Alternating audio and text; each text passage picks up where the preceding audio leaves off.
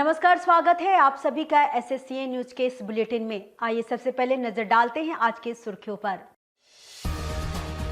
जमशेदपुर वासी भी ले सकेंगे दिव्य काशी के लोकार्पण का लाइव आनंद। भाजपा करेगी लोकार्पण समारोह के लाइव प्रसारण की व्यवस्था। पीएम नरेंद्र मोदी 13 दिसंबर को करेंगे भव्य काशी का लोकार्पण। जीर्णोद्धार के बाद प्रसिद्ध काशी विश्वनाथ मंदिर का किया जाएगा लोकार्पण।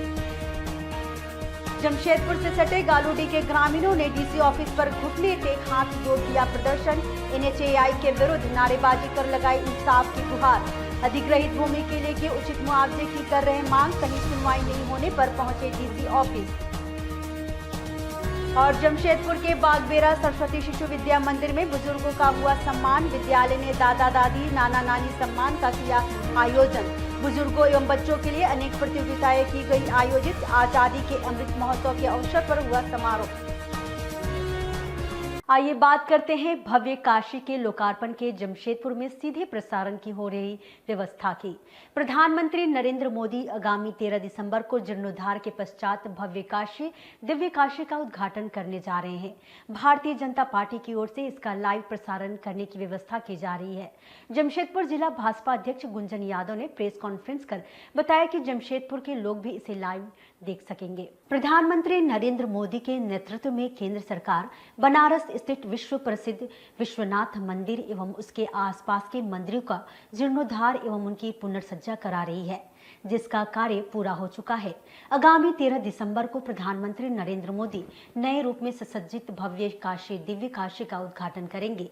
भारतीय जनता पार्टी उद्घाटन समारोह का लाइव प्रसारण करने की व्यवस्था कर रही है, जिसे जमशेदपुर में भी देखा जा सकेगा। जिला भाजपा अध्यक्ष गुंजन यादव ने शनिवार को प्रेस कॉन्फ्रेंस कर बताया कि जमशेदपुर में भी उद्घाटन समारोह के लाइव प्रसारण की व्यवस्था होगी, जिससे शहरवासी भी उद्घाटन समारोह का लाइव आनंद ले सकेंगे। के यशस्वी प्रधानमंत्री नरेंद्र मोदी जी के नेतृत्व में देश निरंतर विकास की ऊंचाइयों को चूम रहा है, चाहे वह आध्यात्मिक क्षेत्र हो या फिर धार्मिक क्षेत्र हो, अन्य सभी क्षेत्रों में देश ऊंचाइयों को चूम रहा है। अयोध्या में भगवान श्री राम लला का भव्य मंदिर का निर्माण का शिलान्यास भी नरेंद्र मोदी जी के कर कमलों हुआ और मंदिर निर्माण का कार्य प्रगति पर है। देश की प्राचीन नगरी काशी, बाबा विश्वनाथ की नगरी काशी, काशी को भव्य काशी दिव्य काशी बनाने की दिशा में नरेंद्र मोदी जी जब से बनारस से लोकसभा सांसद बने हैं तब से लगे। कैसे काशी विश्वनाथ की नगरी का विकास हो, कैसे वो एक मॉडल क्षेत्र बने, कैसे वो एक सुसज्जित क्षेत्र बने, दुनिया की हर सुविधा नागरिक सुविधा काशी क्षेत्र में कैसे हो, बाबा नगरी भगवान विश्वनाथ की नगरी काशी कैसे भव्य नगरी बने, इसके लिए नरेंद्र मोदी जी प्रयासरत थे। भव्य काशी और दिव्य काशी की योजना परियोजना बनकर तैयार है। एक सुसज्जित काशी कॉरिडोर बनकर तैयार है। देश के यशस्वी प्रधानमंत्री आदरणीय नरेंद्र मोदी जी आगामी 13 तारीख को दोपहर 12:30 बजे करने वाले हैं। आइए बात करते हैं टोल प्लाजा से प्रभावित ग्रामीणों के डीसी ऑफिस पर घुटना टेक प्रदर्शन की। जमशेदपुर के पास गालूडी के पुतरू में प्रस्तावित टोल प्लाजा से प्रभावित ग्रामीणों ने शनिवार को डीसी ऑफिस पर घुटने के बल बैठकर नारेबाजी करते हुए इंसाफ की गुहार लगाई। ग्रामीण टोल प्लाजा के लिए अधिग्रहित की जा रही अपनी भूमि का उचित मुआवजा दिलाने का मांग को लेकर आंदोलन चला रहे हैं।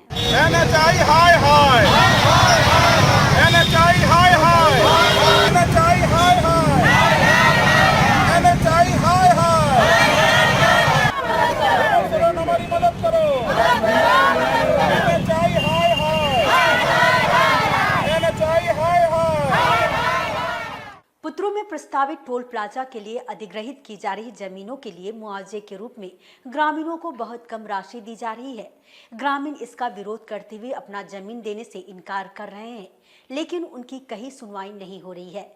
इससे परेशान पुत्रू के प्रभावित महिला पुरुष बच्चों ने शनिवार को जमशेदपुर डीसी कार्यालय पहुंचकर NHAI के खिलाफ नारेबाजी करते हुए इंसाफ की गुहार लगाई। ग्रामीणों ने डीसी ऑफिस के समक्ष घुटने के बल बैठकर उपायुक्त के माध्यम से राज्य की हेमंत सोरेन सरकार से न्याय दिलाने की मांग की। ग्रामीणों का आरोप है कि गालूडी से महज कुछ किलोमीटर की दूरी पर स्थित उनकी जमीनों के लिए मात्र 6,000 रुपए प्रति डिसमिल की दर से भुगतान किया जा रहा है, जो बाजार दर से काफी कम है। उन्होंने कहा कि उन्हें प्रति डिसमिल 56,000 रुपए मुआवजा चाहिए, लेकिन NHAI सहित कोई अधिकारी उनकी बात नहीं सुन रहा और उनसे जबरन उनकी जमीन छीनी जा रही है। उन्होंने प्रशासन एवं उसके माध्यम से राज्य सरकार से न्याय दिलाने की अपील की।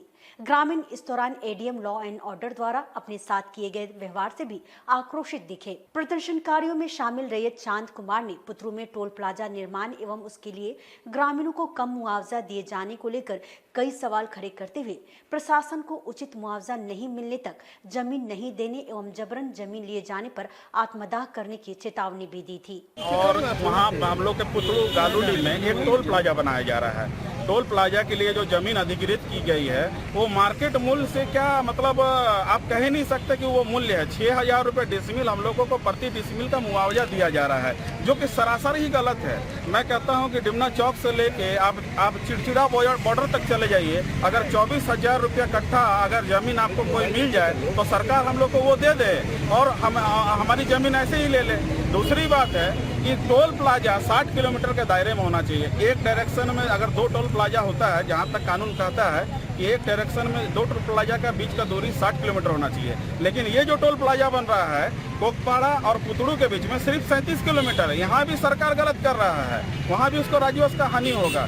उसके अलावा भी कहीं भी आप देखिएगा टोल प्लाजा 2 एकड़ 4 एकड़ 10 एकड़ में बनता है। यहाँ पर कम दर के हिसाब से जमीन लेने के लिए आदमी को डरा धमका के 21 एकड़ जमीन दिया जा रहा है।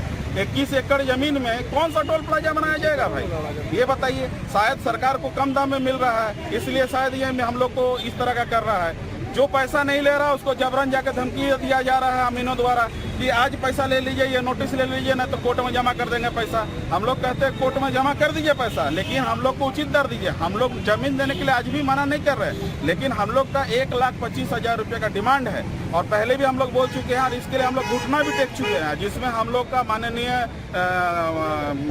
विधायक जी रामदास सोरेन हम लोग के साथ में है।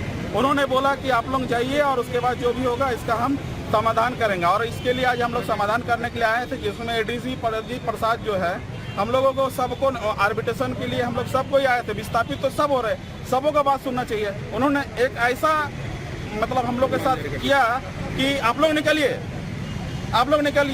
तो हम लोग कहना चाहते हैं कि सरकार हम लोग के कारण है और ये हम लोग के नौकर हैं, जनता के नौकर हैं, तो हम लोग के साथ इस तरह का नहीं करना चाहिए।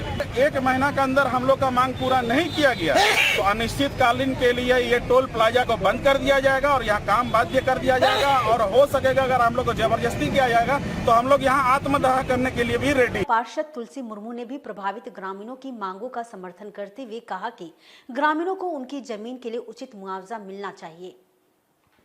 हम लोग को सही मुआवजा दिया जाए, बस मांग हम लोग का।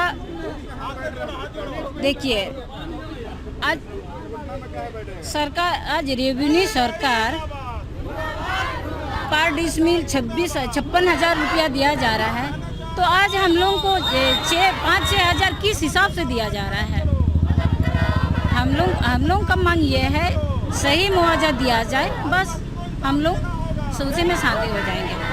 आइए बात करते हैं सरस्वती शिशु मंदिर में आयोजित दादा दादी नाना नानी सम्मान समारोह की।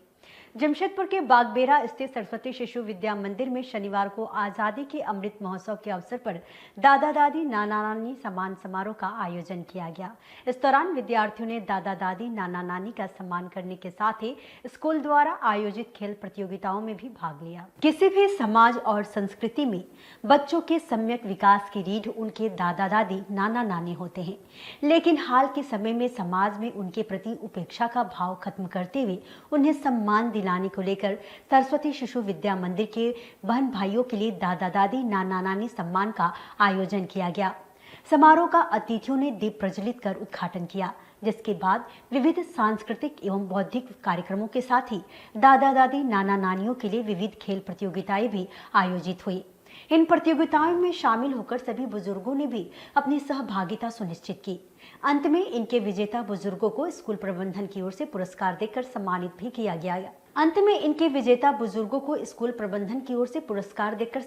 किया गया। सरस्वती शिशु विद्या मंदिर के प्रधानाचार्य रंजय कुमार राय ने आयोजन एवं उसके उद्देश्यों की जानकारी देते हुए उसमें आए समाज के बुजुर्गों का आभार जताया। शिशु विद्या मंदिर बागबेड़ा में दादा दादी नाना नानी समारोह चल रहा है। इसका उद्देश्य आज जो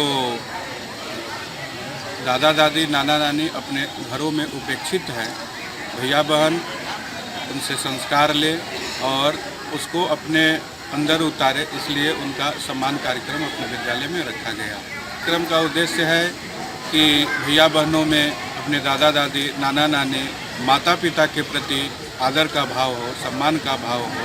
जो आज पाश्चात्य सभ्यता हावी हो गई है उसको दूर करें और एक उनमें भी मनोरंजन हो, उनमें उत्सुकता आए, कोई अपने को उपेक्षित नहीं समझे, इसलिए यहाँ उनके लिए खेलकूद का भी आयोजन किया गया। और अब बात करते हैं कपाली क्षेत्र के 3 वार्डों में पेवर्स ब्लॉक सड़कों के शिलान्यास की। सरायकेला खरसवा जिला अंतर्गत कपाली नगर परिषद के 3 वार्डों में शनिवार को 3 पेवर ब्लॉक सड़कों का शिलान्यास हुआ। लगभग 10.5 लाख रुपए की लागत से बनने वाली इन सड़कों का नगर परिषद अध्यक्ष शोभा रानी महतो व उपाध्यक्ष सरवर आलम के साथ अन्य लोगों ने सड़कों का विधिवत शिलान्यास कराया। बता दें कि कपाली नगर परिषद के वार्ड नंबर 7, 16 एवं 19 में 3 सड़कों का 10.5 लाख रुपए की लागत से निर्माण कराया जा रहा है। नगर परिषद अध्यक्ष शोभा रानी महतो, उपाध्यक्ष सरवर आलम, पार्षद राबिया खातून, चांदनी उराव एवं हिमांशु हेम्ब्रम ने शनिवार को उक्त सड़कों का विधिवत शिलान्यास किया। नगर परिषद अध्यक्ष शोभा रानी महतो एवं उपाध्यक्ष सरवर आलम ने इस अवसर पर इन सड़क योजनाओं के साथ ही आगामी दिनों में नगर परिषद क्षेत्र में शुरू होने वाली अनेक विकास योजनाओं की भी जानकारी दी। उन्होंने बताया कि आज शिलान्यास संपन्न हुई सड़कों का काम जल्द ही शुरू हो जाएगा। शिलान्यास का कार्यक्रम था, 3 वार्ड का शिलान्यास हुआ, 7 नंबर, 16 नंबर और 19 नंबर। करीब 10.5 लाख का रोड और नाली का शिलान्यास हुआ। 7 नंबर में पेपर्स बोलो, 19 में पेपर्स बोलो।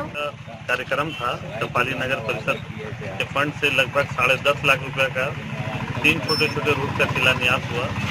वार्ड नंबर 7, वार्ड नंबर 16 और वार्ड नंबर 19 जहाँ अभी हम लोग खड़े हैं, ये तीनों रूट का शिलान्यास किया गया, जहाँ तीनों जगह पेवर ब्लॉक लगाने का कार्य। देखिए, अभी आपको बता दें कि हम लोग सोमवार को भी करीब 8 रूट का शिलान्यास करेंगे और सरकार के हम लोग लगातार चिट्ठी लिख रहे हैं। जैसे जैसे फंड आते जा रही है, हम लोग हर क्षेत्र में रोड नाली का काम करते जा रहे हैं। जो आप बहुत जल्द आप सुनिएगा कि टीओपी चौक से कमालगोड़ा का जो रोड है, वो रोड भी 7 करोड़ 70 लाख रुपए में नाली है, उसमें पुलिया है, रोड है, मिला के वो काम में भी बहुत जल्दी हाथ लगेगा, जिसका टेंडर हो चुका है। और बात करते हैं किसान आंदोलन एकजुटता मंच द्वारा फतह रैली निकाले जाने की। कृषि कानूनों की वापसी को 1 साल से चल रहे किसान आंदोलन की जीत बताते हुए जमशेदपुर में किसान आंदोलन एकजुटता मंच ने शनिवार को फतह मार्च का आयोजन किया। साक्षी नेताजी सुभाष मैदान से आरंभ हुई रैली में शामिल विभिन्न संगठनों के लोगों ने शहर के विभिन्न भागों में घूम घूम कर अपनी खुशी का इजहार किया।